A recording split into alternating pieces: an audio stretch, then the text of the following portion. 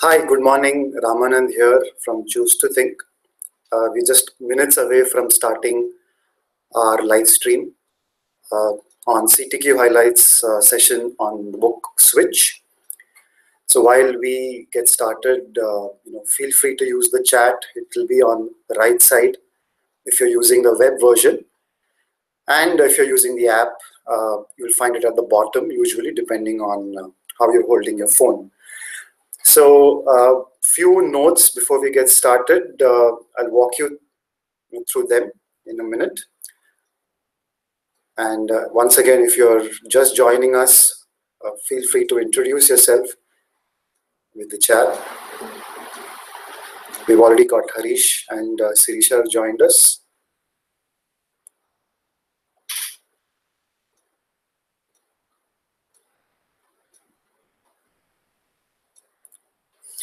So today's book is something that we've been using in our work quite regularly, and we often recommend it to people. Find it very useful, very practical. And so we thought we'd start our CTQ highlight sessions with Switch. Incidentally, the authors of the book are brothers, and they've collaborated on several books. There's one more coming up very soon, I believe. I'm going to switch to the presentation that we'll be using today.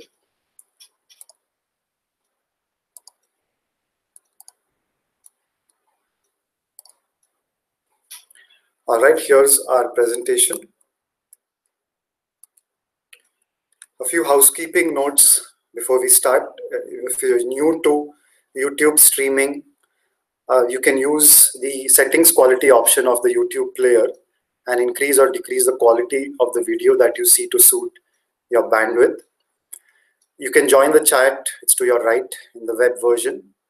Use it to ask questions, add commentary during the live stream, and interact with your fellow participants. We'll try and answer as many questions as possible at the end. We'll also try to answer some of them as we go along.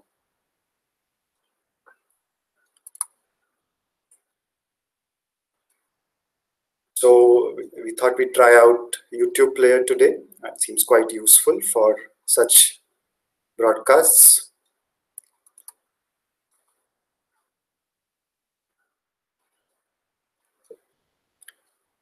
All right, we'll start in a minute with our presentation on Switch.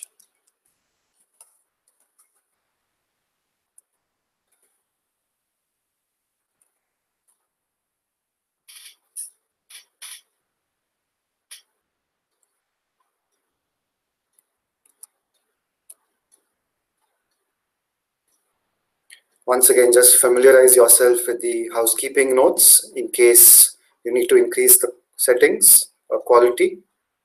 You can do that in the YouTube player.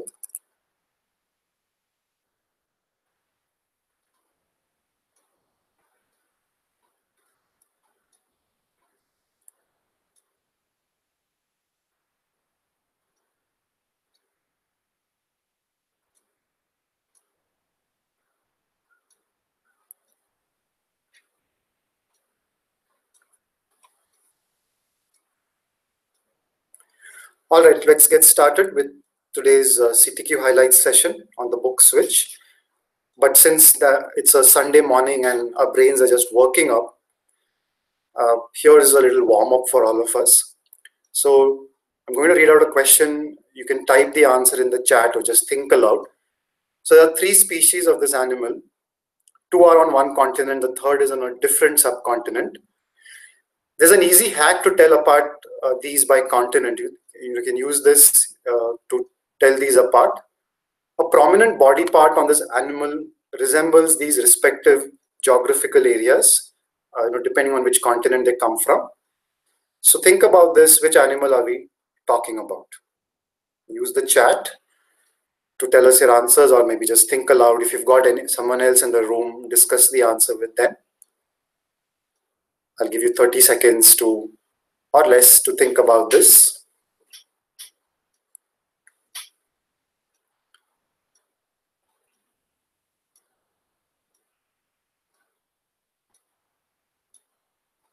Okay, any guesses so far? Okay, Sirisha says elephant. The ear of the elephant tells us about the continent. And what do you know? She's right. Well done, Sirisha. That's correct. And let's show you more about the answer. So the African elephant and the Asian elephant, in fact, there are two species of African elephant, but they look the same. And if you look at their ears, they kind of resemble Africa and the Indian subcontinent. That's a useful hack to keep in mind for telling them apart. And if anyone's chasing you, you'll at least know which species it belonged to. All right, so hope your brain is all ready to get started with our session today. So let's move on to Switch. So Switch is a book, as the subtitle says, it's a book about changing things when change is hard. So the book says that how can we try and change a situation and get people behaving differently in situations when you can't or don't simply want to mandate it, when you don't want to make it compulsory and just ask people to do it. This book applies to individuals, organizations, and societies. And when it comes to larger groups, we find that it's harder to change them without recourse to some kind of mandate. So is there a way to avoid that? And that's what Switch is about. So we looked at elephants already today morning. And according to Switch, change is an elephant-sized problem. It's literally and metaphorically an elephant-sized problem, and you'll see why. So consider the rider on top of an elephant. According to Switch, he's the rational mind. The mind in our heads, which looks at data, which looks at logic, and tries to convince ourselves that change is necessary. But there is a big beast below us, which is the emotional mind, and that's the elephant. But don't forget the environment. Both of these operate in an environment, and both of them have to be in sync for the change to actually happen. And that's what Switch says. So let's look at this a little more in detail. So according to Switch, change happens when the rider, the elephant, and the environment come together and work in unison. The rider isn't going anywhere if the elephant below it doesn't want to. The elephant, that's our emotional side, is directionless if the rational rider doesn't know where to go.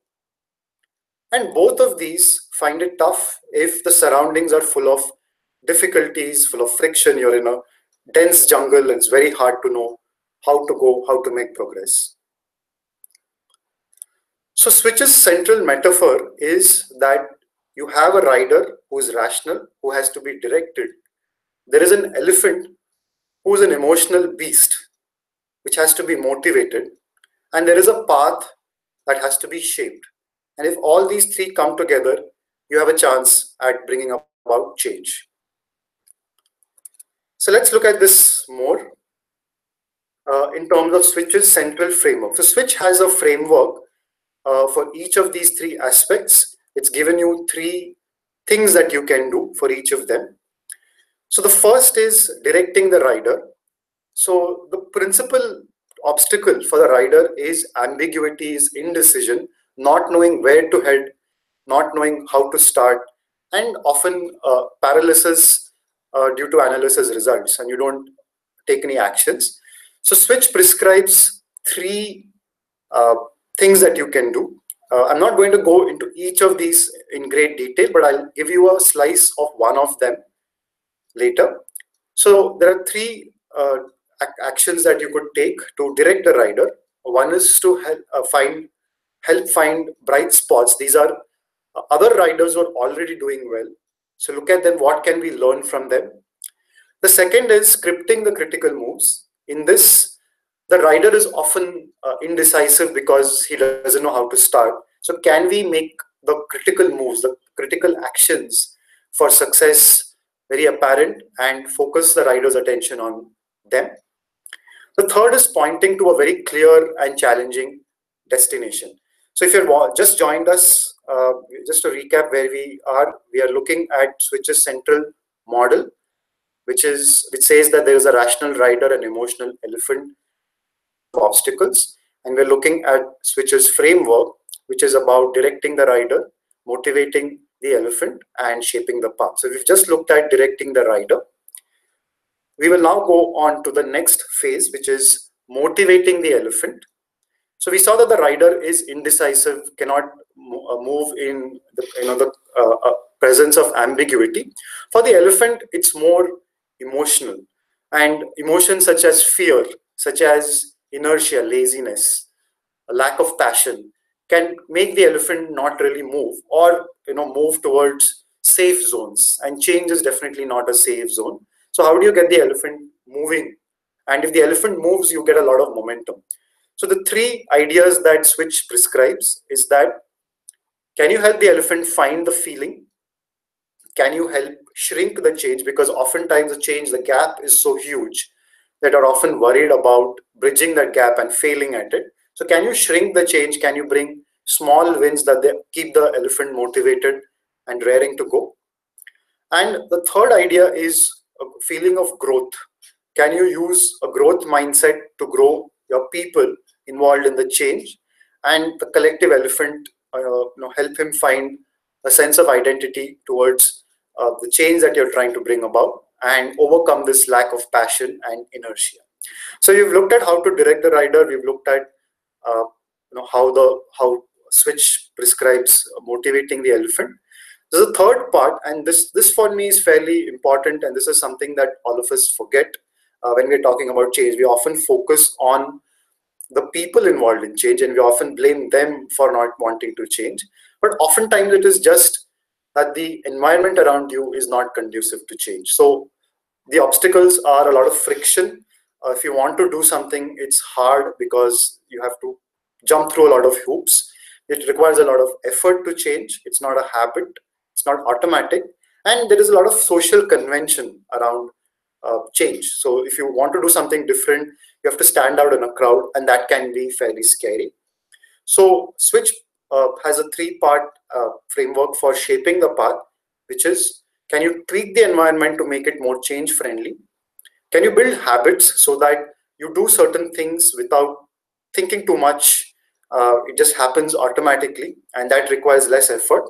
And can you get the herd to rally behind a cause, behind you, and then that shapes the environment that motivates you to make progress. So just to recap, Switch has three aspects: one for the rider, which is the rational self; one for the elephant, which is our emotional self; one for shaping the path, which is the environment around you. And for each of it, it prescribes three different tactics that you can use to crack this conundrum of change.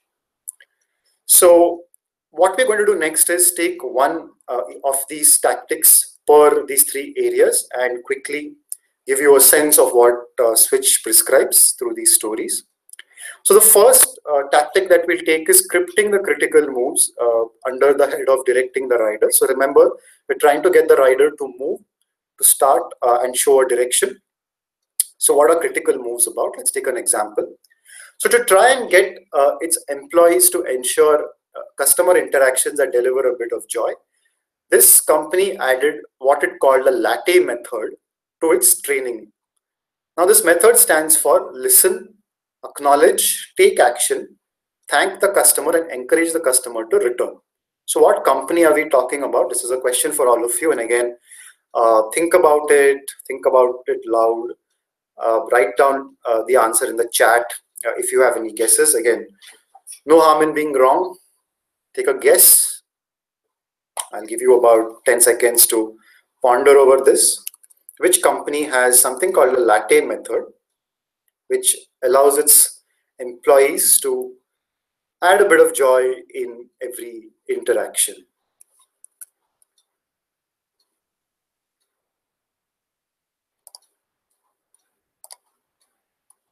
Okay, any guesses? Do we have any guesses? All right, Starbucks it is. Well done. We had Manish say that correctly. Well done, Manish. Treat yourself to a coffee. All right, so it is Starbucks. And so why did they come up with this? So, in the early 90s, Starbucks suddenly started scaling up, and they found that, a lot of employees were not able to handle various situations that came with growth. Not all of them had the habits that they wanted to inculcate. So this was a change situation. They wanted their employees to make sure that they treat their customers in a delightful manner.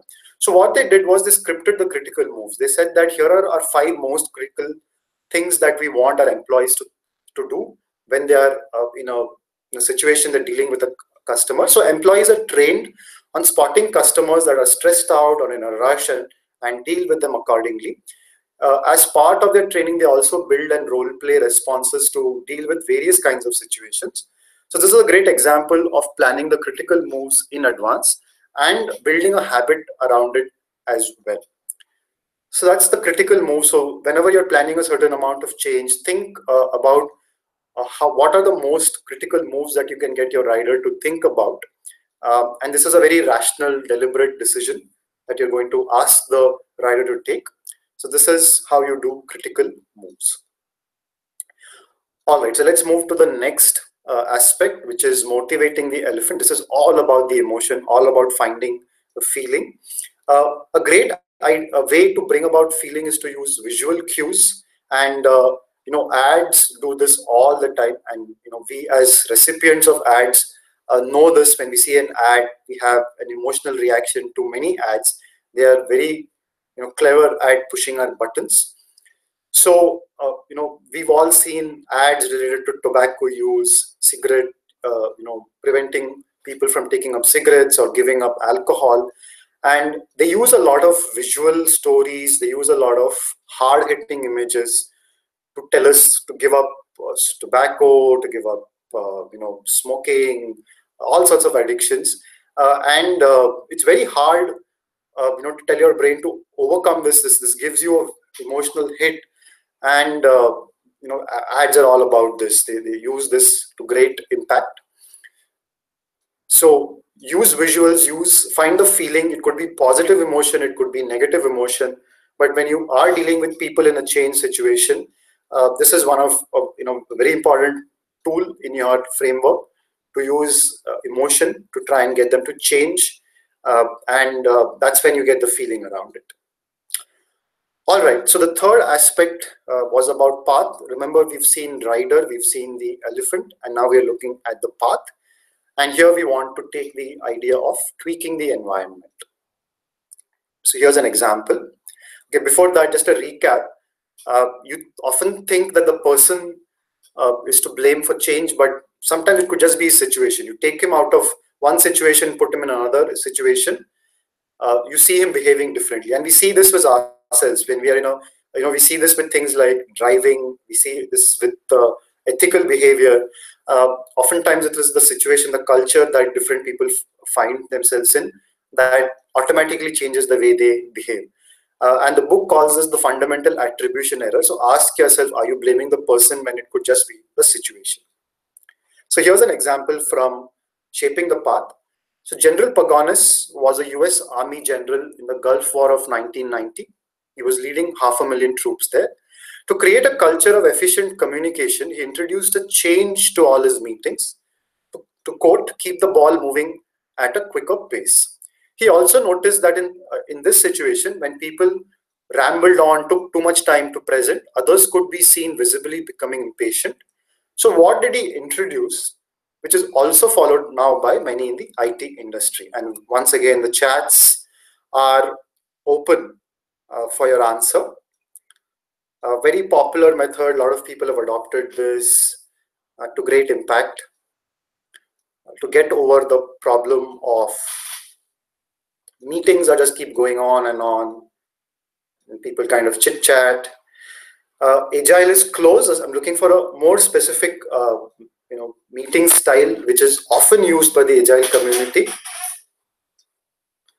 And it's the opposite of probably what you're probably doing right now. So another guess maybe before I reveal the answer.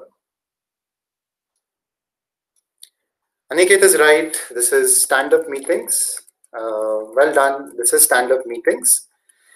So, those of you familiar with this will know that a stand-up meeting, everyone stands around, you quickly go around the room, and the Agile community has short meetings, a very prescribed format as well that goes with it. But the idea is that, so what General Pagonis did was to go into conference room, just strip it of all seating material, and that automatically helped change, the mood of the meeting. People chit-chatted a lot less. People wanted to, it's more uncomfortable, and you wanted to get to the point. And that's what they tried out, and that seemed to also prove useful in these kinds of situations when you want to focus on action. You want to get everybody out of the room as soon as possible. So again, think of how you can shape the environment to bring about a certain kinds of change, and you can use that tactic to bring change in a group of people without even maybe telling them that you're attempting a form of change. So just to recap, we looked at directing the rider, helping him overcome direction challenges, ambiguity, analysis paralysis. We tried to help the elephant find a momentum by finding the feeling and taking recourse to emotion. And in the path, you're trying to bring about habits. You're trying to shape the environment such that you can make change happen. All right. So as I mentioned at the top of the presentation, we've been using Switch quite a bit in our experience ever since we discovered the book. We find it's a great starting point for all kinds of projects, and our projects usually involve some kind of change.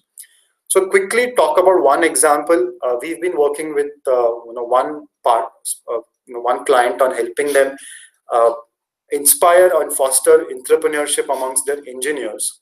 So we've used Switch in the following ways. We've looked at destinations. Remember this idea about directing the rider using destinations. So we've tried to build messaging around destinations. There's a great idea in Switch called the destination postcard, which you should definitely check out, which is very useful in this context. We've tried to build critical moves that are easy to remember. Remember the latte method, also a very simple mnemonic to remember. So we've tried to build, so for example, if someone is participating in a hackathon as part of this entrepreneurship program, we've tried to build these critical moves that help them brainstorm better, help them pitch ideas better in these contexts. And the idea is that these result in quick wins. So there is something for the rider, critical moves, and there is something for the elephant, a feeling of winning very quickly. There is an idea of spotlighting bright spots in directing the rider. So we've done that by spotlighting stories of successful entrepreneurs and also getting useful habits and hacks from them. We've built a lot of this into checklists and entrepreneurship habits in an attempt to shape the path. And in the process, we've tried to we've been trying to help these engineers discover the right motivations and emotions as well that help them whenever they are in a situation where they're feeling a little dejected because they're not making enough progress. We've been helping them discover their inner elephant and motivate it. So we found Switch to be very useful, especially at the beginning when you're dealing with a lot of ambiguity. There is no clear path ahead. So if you look at these 9 tactics, it really helps clear the situation for yourself and get started yourself. All right, so should you read Switch? Let's look at why you should do that. If you are involved in bringing any kind of change or innovation, you should definitely read Switch. And I think most of us in any situation these days do deal with change or innovation. It happens to us if you're not doing it yourself. So I would suggest that you do read up a Switch. It's a very good addition to your mental toolkit. It's complementary to many other books and toolkits, or also brings them together in a very actionable sense. Even if you're not in charge of making change happen in a group, or you're not leading change for society or something, you can even do this at your own personal level. There are a lot of interesting takeaways that you can apply for yourself. And it's a very, very practical book. It's very easy to read. It's very anecdotal and actionable. So you can put it into practice fairly, as you're reading the book. And then at the end of the book, they've got some interesting exercises. They've got some, things that you can print out. So that makes it very, very useful and actionable. If you're again in the habit of reading a lot of books, if you're into things like design thinking and behavior change and thinking about motivation through books like what you see on screen, It fits really nicely with them. It has a lot of connections to these. So if you've read these books, or you plan to read these books, or you're into things like design thinking, you will find Switch very valuable. Okay, but there is always a pinch of salt that you need to take. Switch comes up with these conclusions based on a lot of anecdote. So, what works in one situation may not always work in other situations. So keep that in mind. You should try and marry this with other forms of change, other frameworks of change that you may have with you, and try and influence change especially when you don't have you can't really just crack a whip and get things done. All right, so we're coming to the end of this talk. If you have any questions, you can start typing them in the chat as well. But if there is one thing that you should take away from this talk, is that this model of the elephant, the rider, and the path, your job is to direct the rider, because he could be directionless, he could be just paralyzed by sheer ambiguity of the change ahead. Your job is to motivate the elephant, find the feeling, and help them get quick wins, and shape the path, remove obstacles, reduce friction, get everybody around you to align and help you make change. All right, our next session before we go to the questions will be about Drive. It's a book by Daniel Pink. It's about motivation and the difference between internal and external motivation. So that's our next session. We'll tell you the exact date and time soon, but watch out for that. And yeah, if there are any questions, pause to give you some time to think. So one of the questions that people often ask is that how much time does it take to read this book? As I mentioned, it's a fairly easy read, and again, depending on what's your reading style like, I think you should be able to do this in about a week. It's a very it's a very nice read. It's a very typical kind of Chip and Dan Heath book that they come up with. They've got other books on communication and decision making, which I would also recommend. I'll just give you another minute in case there are any questions.